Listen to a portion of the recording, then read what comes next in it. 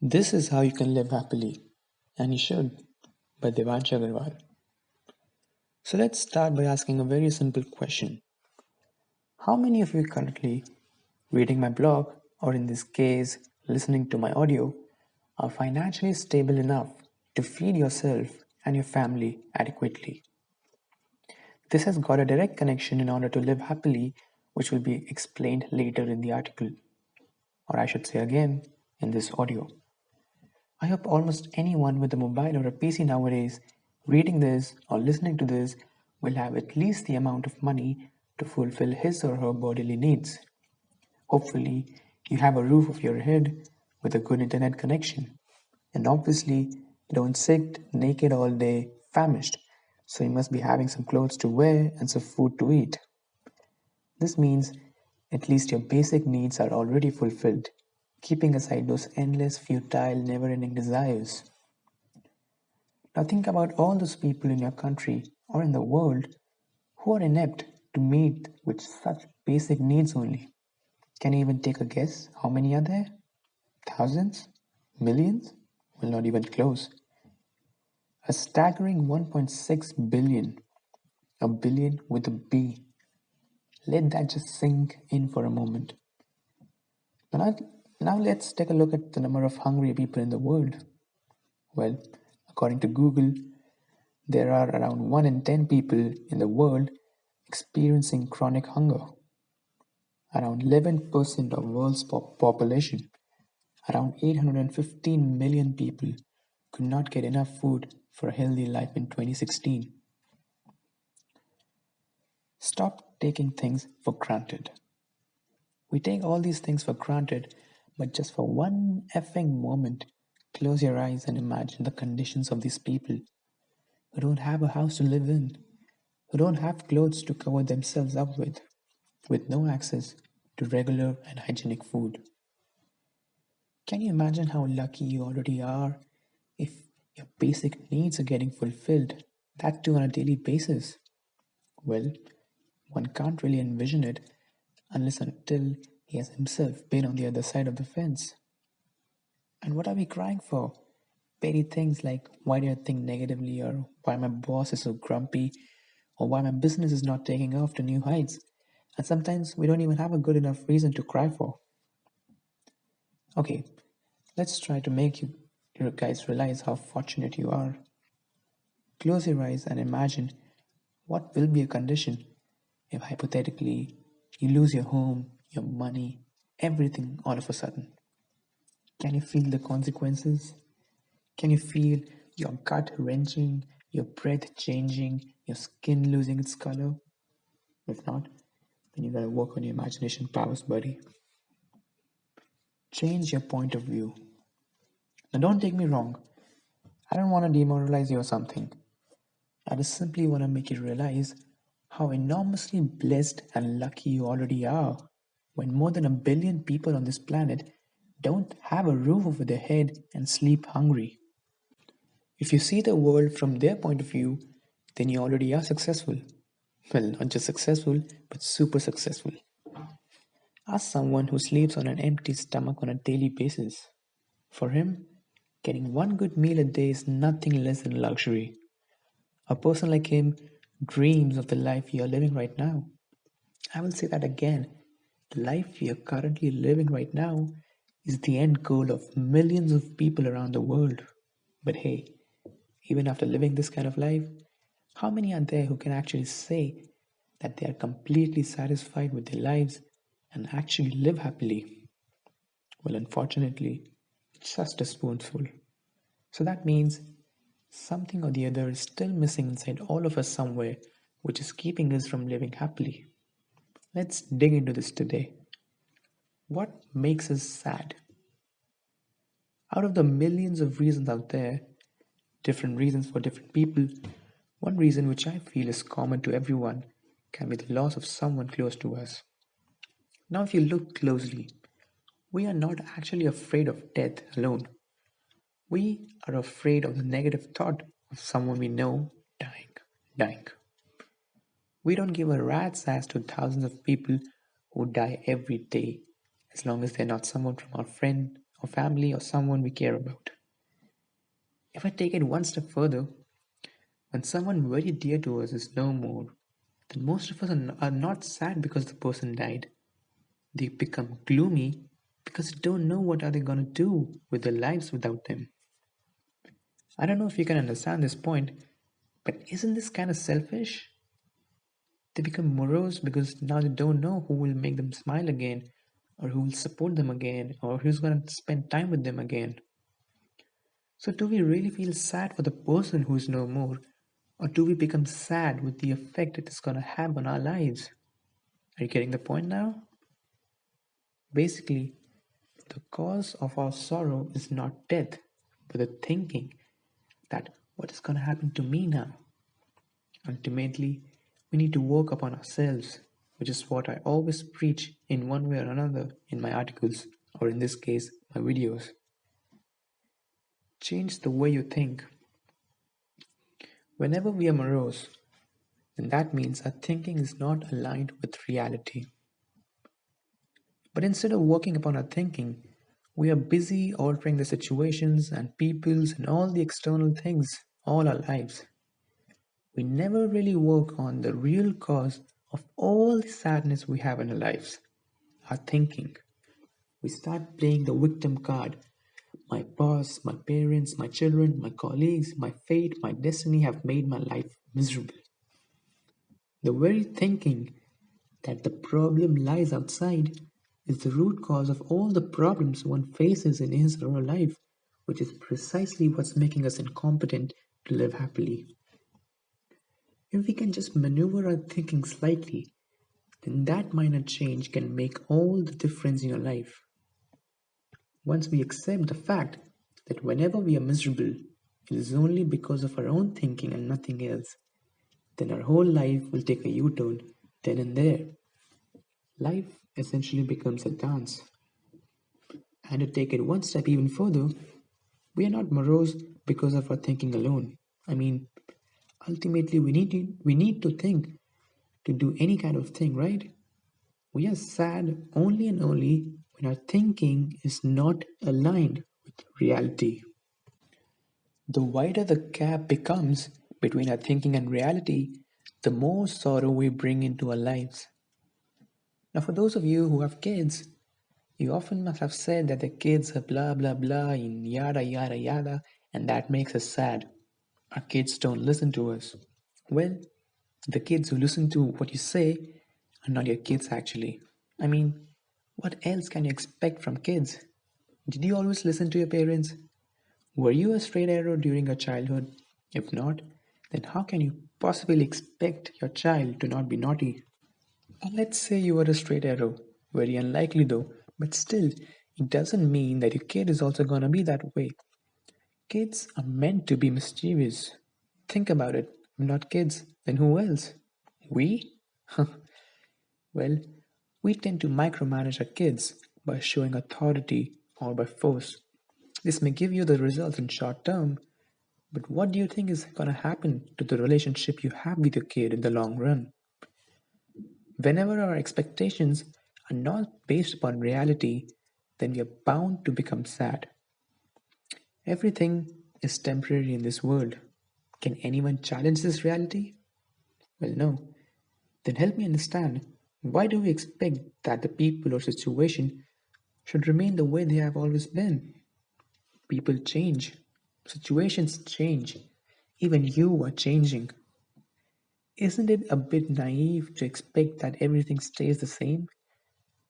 I know we all are wary of change, but even the only constant in this world is change itself. If you have such unrealistic expectations, then no matter how much we get, we can never be deeply satisfied or live happily in this game of life. Once we start questioning everything happening in our lives sincerely, and not just at a superficial level, but rather to understand it deeply, then there is no way to make us sad. If one puts in the same amount of energy in asking questions like these as we put in energy in earning money or building a career, then we would have the ability to completely recreate himself. The biggest difference between humans and other animals is that we have the ability to question. Ever saw a monkey questioning itself whether he should make the jump or not, whether he will make the distance or not? The monkey doesn't think that much. He just does it and never look back.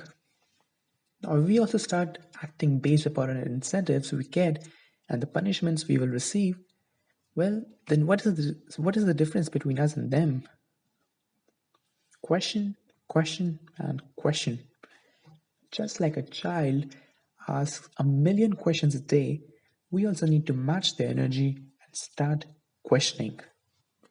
Your mind that is rusted for so long will start operating again at its full capacity. Then we can understand things with a snap of our fingers, which can ultimately lead us to take the right actions in life and to live happily ever after. We try to underestimate ourselves. We think concepts like death, self realization, enlightenment, meditation are just too overwhelming for us to understand and are beyond our pay grade. These are actually very simple concepts to understand. In fact, the reality is much simpler than the illusions we believe in blindly. The truth is much simpler and straightforward.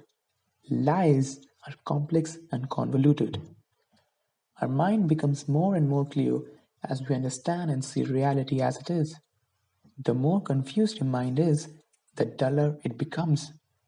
A clear mind is a sharp mind. The beginning of making a sharp mind starts from questioning itself. So let the questioning begin. We know this body is made up of approximately 70% water. So, my first question to you is, are you this body or are you the substance that makes your body, which is, let's take water in this case? It won't be wrong to say that what we refer to as I or me is actually made up of water and a couple of other things. If you are water, then are you just the water inside your body or are you the water that is everywhere on this planet? Think patiently. Two-thirds of our planet is covered in water. If you say yes, then that means we make up two-thirds of the planet. This is when I've only taken water. There are other minerals which make up your body too. If you say no, then let me ask you, the water that you took when you were 1 year old, is it the same water that is still in your body? Well, of course not, right? We are excreting and intaking water all the time, aren't we? So, whatever your answer is to the question, stay with it patiently, look at it from all the angles, and ultimately you will know the right answer. Let's take this water example one step further. Once you understand this example, then you can truly live happily and experience the kind of happiness that can't be expressed in words. Imagine a river flowing, and there are millions of billions of small particles in the river. Now, if the bubble says that I am a bubble, then is it true or not? If you say it is true, then I will say, well, go ahead, try touching a bubble. What will it actually be when you touch it? A bubble or water? Isn't the bubble made of that water too? So, aren't we calling a form of water only a bubble? It is just like calling an actor by his character's name in real life. There is no bubble in reality. Yeah, there is this word bubble, B-U-B-B-L-E, but in certainty, there is just water. What we touch is actually water. What we feel is essentially water. And what we see is also water only. Can you drink bubbles? It's really that simple to understand. No one can challenge this truth. The wrong thinking. Now, if the bubble thinks that I am just this bubble, so is this the right kind of thinking or not? Is this the kind of thinking that is based on reality or imagination?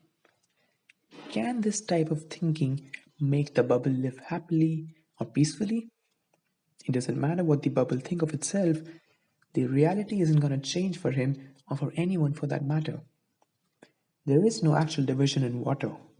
But now The bubble keeps on thinking that he is this tiny little minuscule microscopic part in this abundant river, and there is no cure for thinking like a schmuck.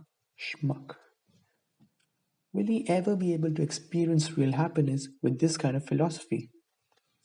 Surely he won't, because he will be always living under the impression that he's gonna burst anytime soon. Also, in order to live, he has to endlessly struggle with the billions of other bubbles all around him. Unraveling the truth.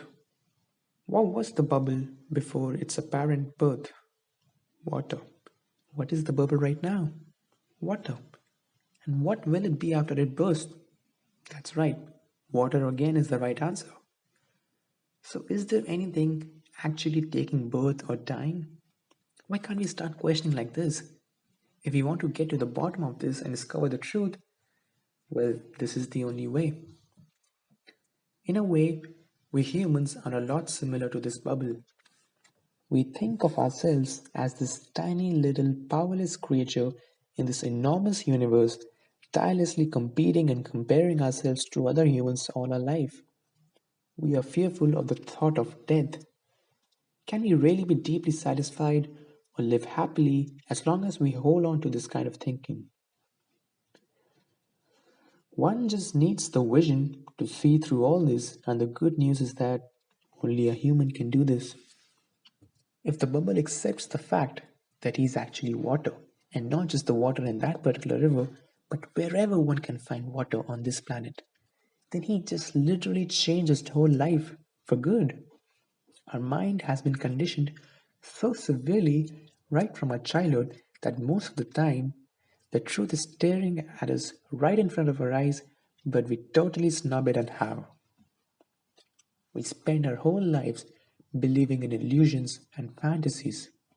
Think of it. Is there any way of making the water sad? The bubbles will come and go, but the water? Well, no. The water doesn't give a damn about it. It's gonna remain the way it always has been, calm and composed. But hey, don't take it the wrong way. I'm not saying to stop having feelings or attachment to anyone close to you. I'm not saying that you won't feel anything if someone close to you departs. Of course we will, as we should. These feelings and attachments are what distinguish us from robots. A relationship will become totally meaningless if there is no attachment with the person. Well, now, interestingly, speaking of relationships, there can be two ways to see a relationship. The obvious way, one is that there are two bubbles that are in a relationship with each other. What will happen in such kind of relations? Well, when there is a differentiation between the two persons, or when the two bubbles consider themselves different from each other as separate entities, conflicts and clashes are bound to happen in such a situation. Both people coming from unique backgrounds have different knowledge, experiences, memories, and thoughts, which is the perfect recipe for clashes to begin. Can the two ever live happily this way? Can there ever be real love till such distinctions exist? There will only be talks on love, and that too when they want something from each other. Sometimes there is a competition and comparison going on between couples, a dominating match where they indirectly try to show each other how strong, beautiful, powerful, or rich they are.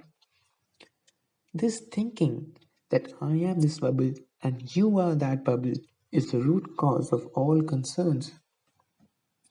Now let's come to the unorthodox way of looking at a relationship.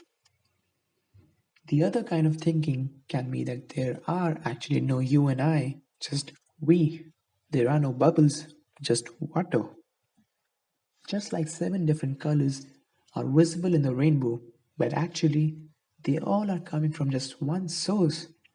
Now, if you say red is better than violet, or that they are different from each other, then clashes are bound to happen because different people will have different opinions. You just simply have to notice the fact that they appear to be different, but in reality they aren't. Similarly, in relationships, your partner is different from you, but in reality You both are the very same person. You both have the same source. You belong to the same water. Well, you are the water itself. It won't be completely wrong to say that you're actually in love with just another form of your own self. So tell me, will you argue, criticize, belittle, fight, compare yourself with your own self? I don't think so. You see, all it takes is just a slight change in the way you see the world, and the whole world becomes entirely different. Just like that. As long as you are a bubble, you can never see this through. A bubble will just use other bubbles for its own personal use and will label it as love. Only water can understand the issue of a bubble. If you actually love your children or your spouses, you first need to change the way you look at them. Only then you can experience the real depth of that love. After this, even if you see a shortcoming in the other person, then you won't react or fight with them. Because if you're seeing a drawback in the other person, you are essentially also noticing a drawback in your own self as well. And then you will empathize with both of them, the person and yourself. If your kids misbehave, then you won't get all fast and furious because now you can clearly see the kind of mischiefs you did when you were a child back then. When you act as a bubble, then you forget all the stupid and mischievous shits you did in your own childhood. So, does it mean that we should completely stop reacting to situations? Well, not quite. Sometimes we need to react and take a stand and fight for what's right. But the problem is that we don't work upon ourselves to know the real difference between the two. Take a pause and look. We run really fast and want to know everything right this very second without actually working to develop the kind of attitude and understanding it's gonna take. A bubble always just looks at the different form of water outside. It never observes the water itself and remains oblivious to its true self, which is actually a pity. The moment it notices that it itself is made up of water, the innumerable divisions and imaginary distinctions will vanish, just like that, and all he will see will be water and nothing else. All there will be left will be just pure love, pure simple love out there to make you live happily.